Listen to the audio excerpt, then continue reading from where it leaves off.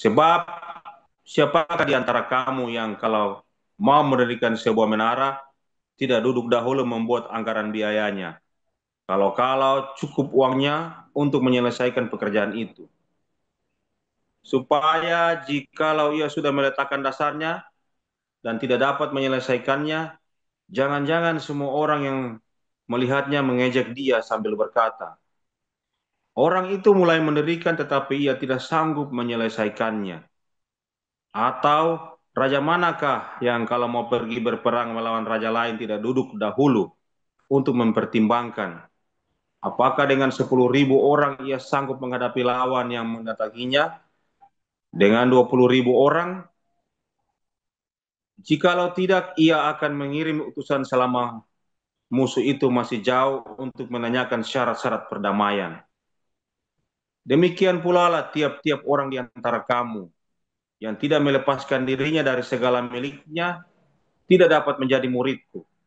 Garam memang baik, tetapi jika garam juga menjadi tawar, dengan apakah ia diasinkan? Tidak ada lagi gunanya baik untuk ladang maupun untuk pupuk. Dan orang membuangnya saja. Siapa mempunyai telinga untuk mendengar, hendaklah ia mendengar. Demikian firman Tuhan. Ya, firman Tuhan selalu baru setiap hari ketika kita menanti-nantikan Tuhan dengan penuh cinta, dengan penuh eh, pengharapan yang teguh ya. Dan terus berpikir dengan akal sehat. Ketika kita ya masuk padang gurun ya, mengapa orang-orang yang tidak percaya kepada Tuhan ya di padang gurun walaupun terus lama muter-muter mereka tetap lebih survive daripada orang-orang yang beragama Kristen. Banyak atau orang-orang yang tidak beragama ya di padang gurun itu lebih survive. Makanya mereka tinggal di padang gurun. Orang-orang ini ya. Mengapa orang-orang ini bisa survive di padang gurun? Mengapa orang Israel itu harus masuk ke tanah perjanjian? Mengapa orang Amalek, orang Amon, Moab itu di padang gurun mereka bisa bertahan hidup? Ya, orang Midian, orang-orang ini ya, orang-orang mengapa mereka bertahan di padang gurun? Tetapi orang-orang Israelnya harus masuk tanah perjanjian. Ya, dan kalau bisa jangan lama-lama di padang gurun. Tapi orang-orang ini memang sengaja tinggal di padang gurun. Ya, Anda pernah kepikir begitu nggak? Kan sama kan dengan kita kan? Mengapa ya kita harus masuk tanah perjanjian, tapi sementara orang-orang fasik itu, orang-orang yang tak bertuhan itu nggak perlu masuk padang gurun, nggak perlu masuk tanah perjanjian. Mereka memang malah milihnya ke tanah di padang gurun. Ketika mereka masuk ke tanah perjanjian itu ya mereka nggak betah. Karena di tanah perjanjian hidup kamu harus benar. Di tanah perjanjian kalau kamu hidup nggak benar ya kamu akan kembali ke padang gurun lagi.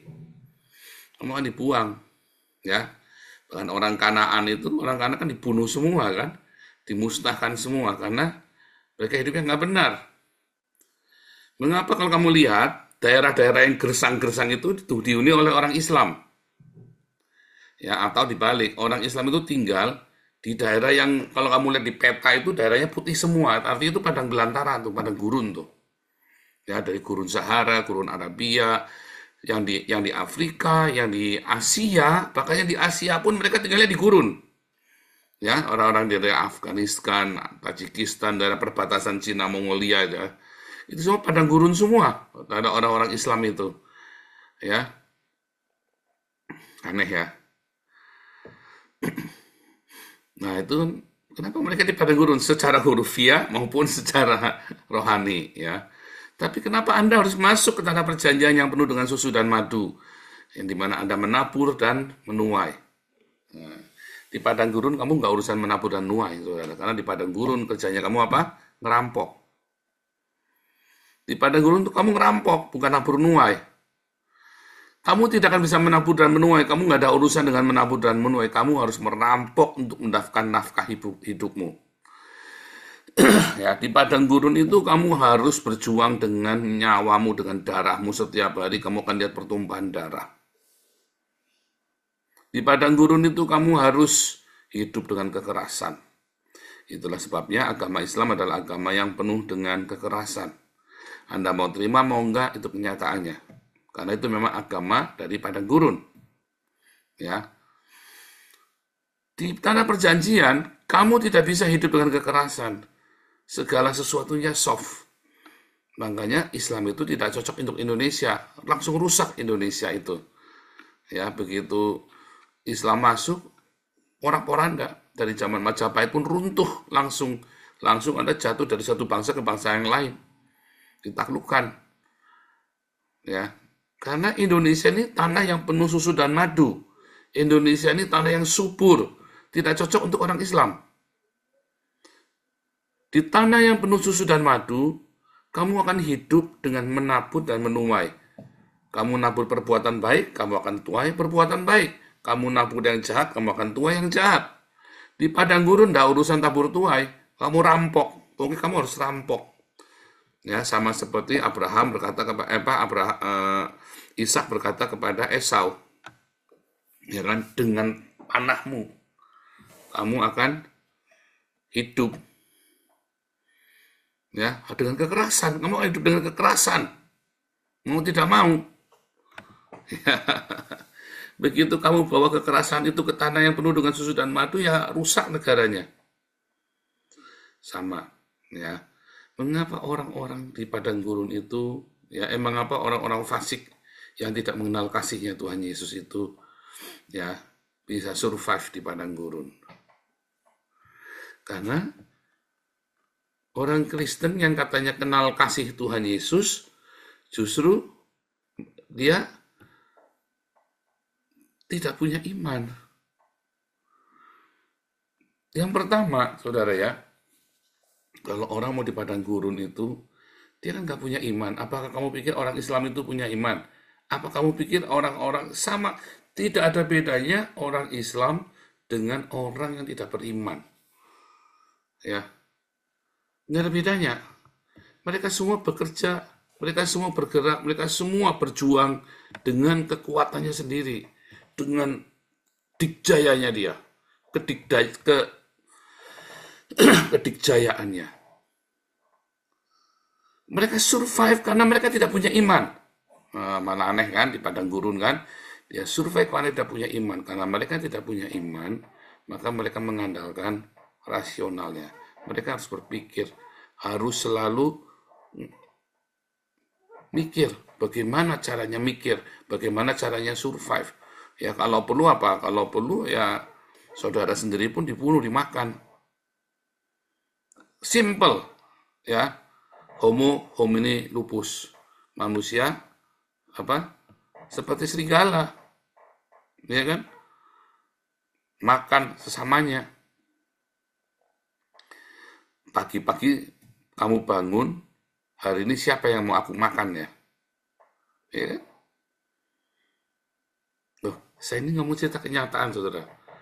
Ya, orang-orang Islam ini, Muhammad itu, ya anaknya dia sama menantunya dia itu kan bunuh-bunuhan sendiri, anak mantunya Muhammad.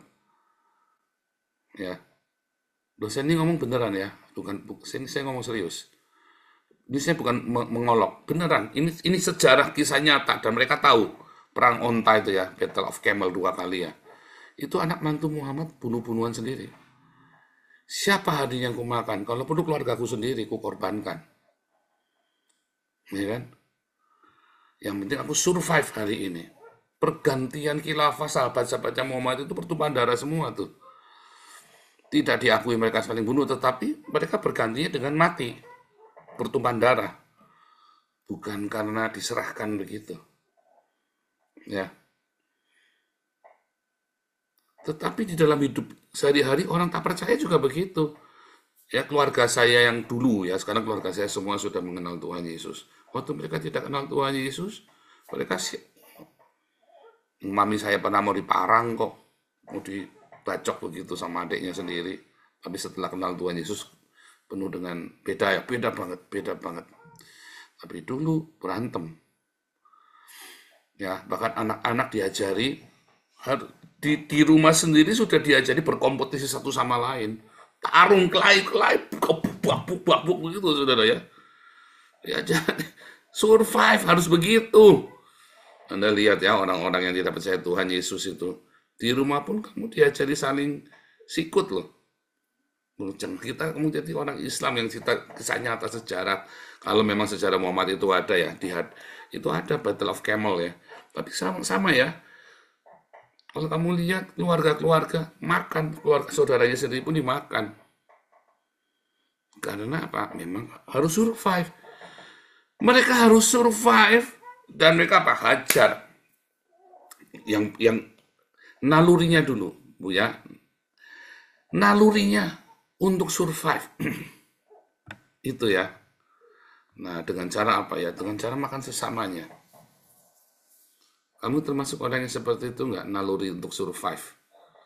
Orang yang punya adversity quotient-nya tinggi, ya dia punya naluri untuk survive, hajar dulu.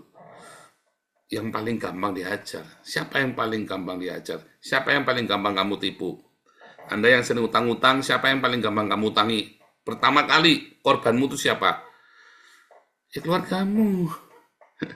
Kamu yang suka utang-utangnya pertama kali siapa? Keluargamu kan yang diutangi kan? Dan yang ditipu pertama kali kan keluargamu kan, utang nggak dibayar kan? Ayo jujur. Baru nanti mulai levelnya mulai tambah tinggi, akhirnya kamu bank, kamu tipu, akhirnya sebanyaknya. Akhirnya kan begitu kan, ada level. Tapi pertama korbannya pasti keluargamu dulu. Ya. Pertama itu keluargamu dulu yang kamu sikat dulu. Nah itulah satu naluri. Mengapa orang ini survive di padang gurun? Kamu mau begitu? Ya boleh saja, hidup kan pilihan. Kalau kamu mau gitu juga boleh.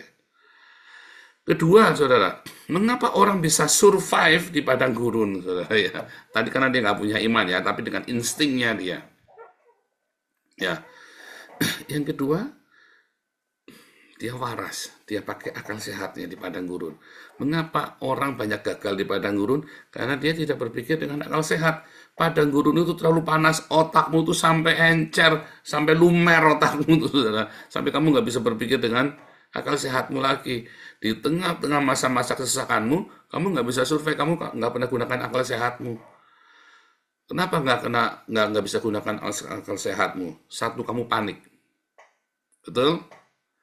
Dalam masa-masa tekanan ya, keluargamu berantakan, hutangmu banyak, tiba-tiba hancur semua bisnismu, tiba-tiba kamu kena sakit, panik nggak saudara? Panik dong.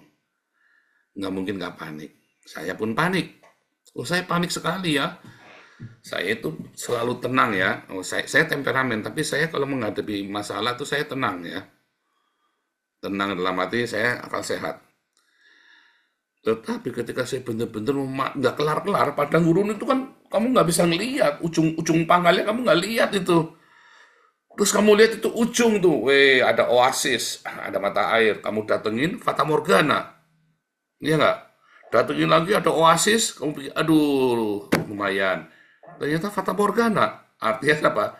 Cuma mimpi. Kamu datengin lagi, kamu kira itu tempatnya baik, Fata Morgana, ada hijau-hijau, ada air-air. Ternyata semua Fata Morgana. Kalau kamu sekali, 2 kali, 10 kali, yang ke-20, 30 kali, kamu goyang hatimu, saudara, panik kamu. Waduh, wah, panik. Sekali, 2 kali, 3 kali Fata Morgana, saya tenang. Wah, cool, keep cool. Begitu sudah 5, 6, salah terus. Fata Morgana semua yang saya temui. Saya kira itu pertolongan. Saya kira itu akhir dari padang gurun saya. Oh enggak, masih jauh. Benar. Apalagi tiba-tiba kamu kembali ke tempat asalmu. Tadi ya, loh, kita kemarin sudah di sini. Waduh, kamu panik tuh langsung tuh. Mati kamu langsung di padang gurun. Bener nggak? Siapa yang begitu? Panik.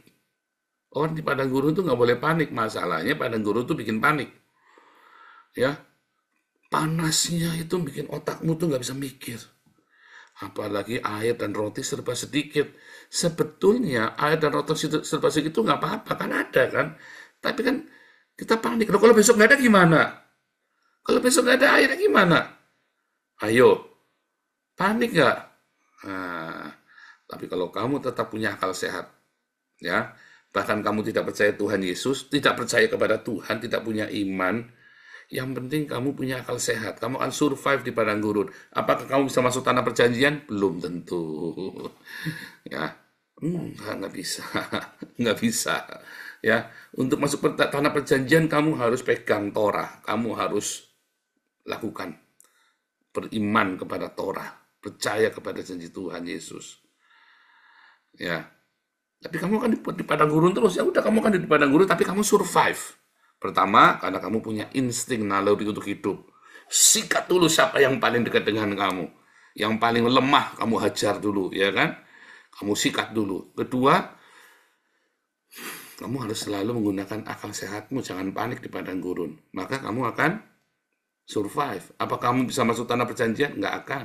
Apakah orang-orang yang tadi pakai insting itu tadi untuk bertahan hidup bisa masuk tanah perjanjian? Tidak akan.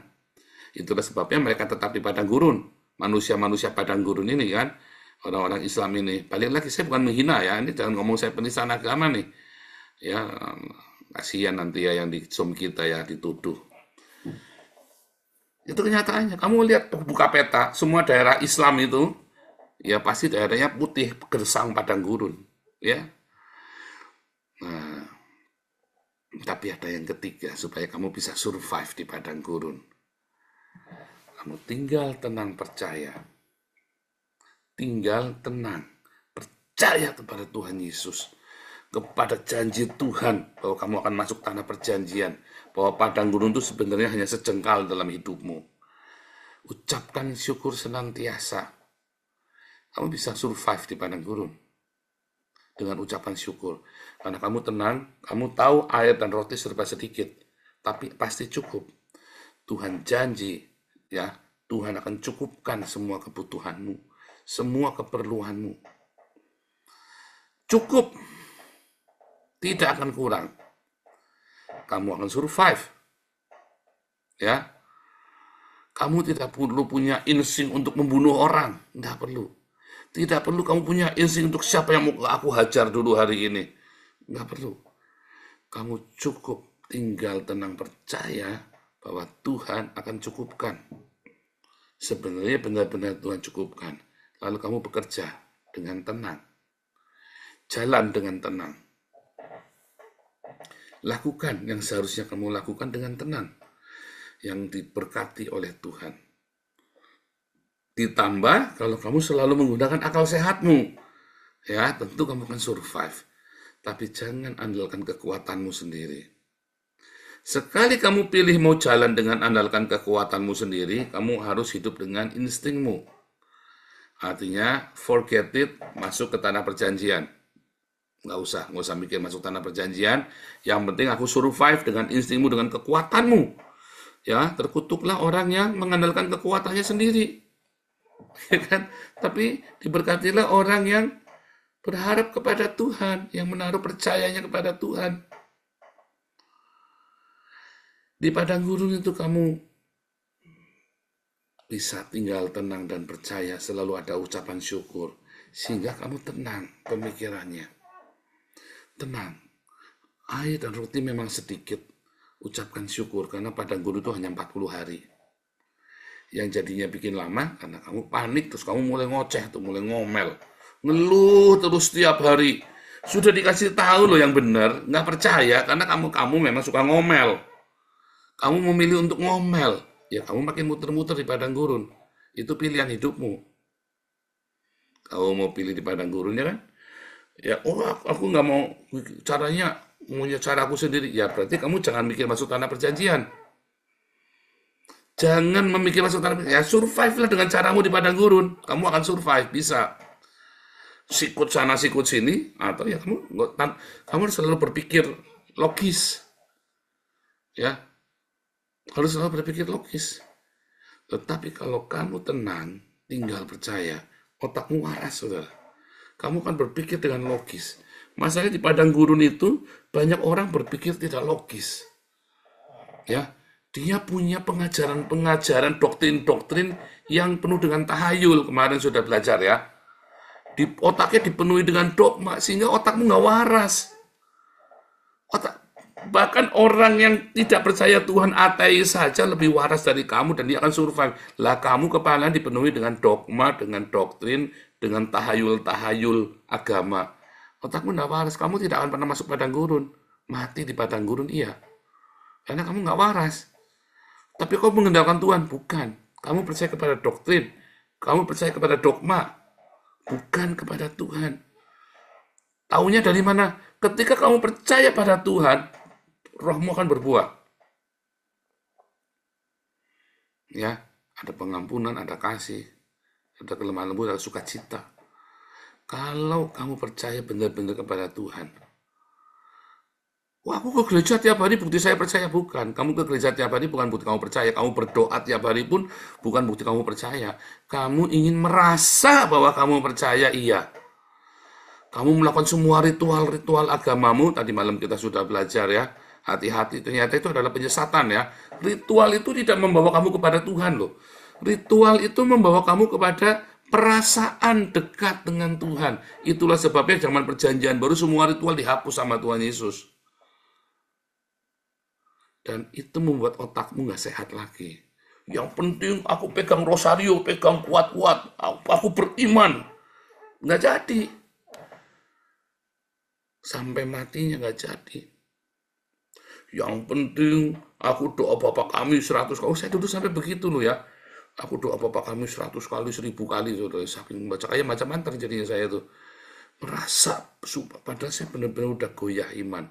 Saudara, semua itu hanya ilusi. Yang real adalah mengasihi, mengampuni, memberkati. Itu real. Kamu nggak usah dirasa-rasa kalau itu. Pokoknya ada orang yang bikin salah sama kamu memang marah, tapi kamu tetap ampuni. Mengasihi, kita tetap memberkati. Ya, dengan hikmat. Ya, hati-hati dengan semua tipuan muslihat iblis. Ada tertulis untuk membenarkan kebodohan dan hawa nafsumu. Ya, sudah kita bahas semua. Anda ikuti ini serial pengajaran ya. Kamu dengarkan yang saya ngomong ini, saudara ya. Kamu akan lolos dan hidupmu akan bahagia. Kamu akan survive dan kamu akan nyampe sampai ke tanah perjanjian. Nggak pakai lama. Ya, ingat-ingat ada 3 hal. Kamu pakai instingmu, senggol bacok. Ya, instingmu kan yang penting survive. 2, pakai akal sehatmu, logika. Ya, kamu tidak perlu percaya Tuhan. Hilang. Tetapi yang ketiga, kamu tetap tinggal tenang percaya dengan air dan roti sedikit bersama lakukan Torah cintanya Tuhan Yesus. Kamu bukan hanya survive, kamu bisa berpikir dengan akal sehat. Kamu tidak perlu kamu senggol bacok.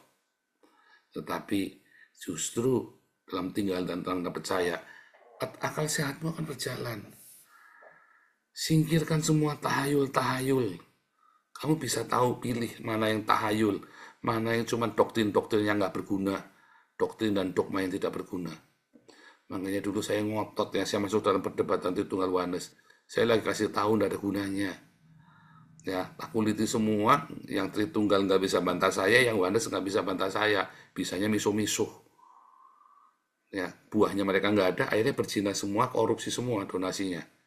Di kita tunjukkan nih loh, tak tunjukkan ke kalian.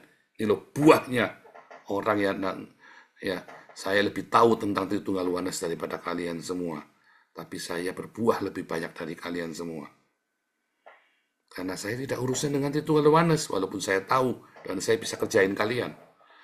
Tetapi saya tunjukkan buah. Ya, saya tunjukkan buahnya.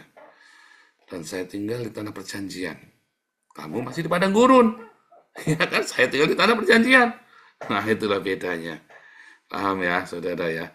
Ada banyak sekali perdebatan teologi yang tidak perlu di antara kita. Boleh untuk kita diskusi, tapi bukan untuk kamu sampai ngotot mati-matian, sampai kudu begitu, belum sampai kamu lupa berbuah, sampai kamu lupa untuk menghasilkan buah. Ya, itulah sebabnya yang Tuhan ajarkan kepada kita tiap hari.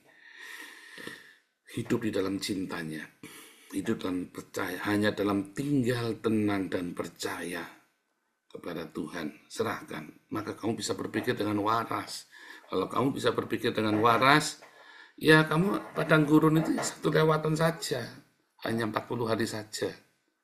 Ya, Yesus 40 hari di padang gurun. Elia 40 hari di padang gurun. Israel itu harusnya cuma 40 hari. Ya, jadi 40 tahun. Nah, kamu mau berapa lama di padang gurun? Jangan lama-lama dong. Ingat 3 hal tadi ya. Tuhan Yesus memberkati.